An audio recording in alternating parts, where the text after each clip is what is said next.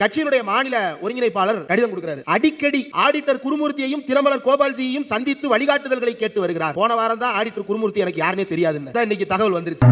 இப்போ சீமான் பிஜேபியில இருக்கிற ஒரு ஆள், அவரை பார்த்ததா, ஆடிட்டர் குருமூர்த்தி பார்த்ததா, அதனால இது சீமான் அவர்கள் நாம் தமிழர் கட்சி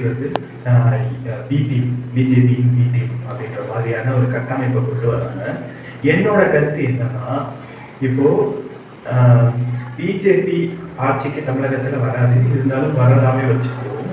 அதனால வர்ற தீவினைகள், மக்களுக்கு வர்ற கடின தன்மைகள், தமிழ்நாட்டுக்குள்ள வர்ற மதவாத சக்தி வர்றதுனால வர்ற பிரச்சனைகளை விட நாம் தமிழர் கட்சி ஆட்சிக்கு வர்ற பட்சத்துல ஒரு ஒரு கருத்தியல் நோக்குல சொல்றேன், ஆட்சிக்கு வரல, வந்தா பிஜேபி ஆட்சிக்கு வர்றதுனால ஏற்படுற பாதிப்பை விட 3 மடங்கு 4 மடங்கு அதிகமா இருக்கும்.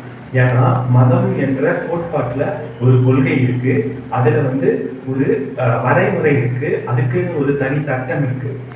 இப்போ சனாதன சக்தி அப்படின்னு சொல்றோம், சனாதனத்துக்குன்னு ஒரு புத்தகங்கள் இருக்கு, அதை ஃபாலோ பண்ணி இது பண்றாங்க.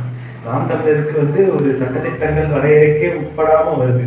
அப்போ அதனால வர்ற தீவினைகள், மக்களுக்குள்ள ஆண்களுக்குள்ள வர்ற சண்டை, இறப்பு, இதெல்லாம் அதிகமாயிடும் அப்படின்றது என்னோட கணிப்பு. அதனால நான் என்ன யூகிச்சு சொல்றேன்னா, பிஜேபி கட்சியை விட பிஜேபிக்கே ஏடிஎம் யாருன்னா சீமான் தான் அப்படின்னு சொல்றேன்.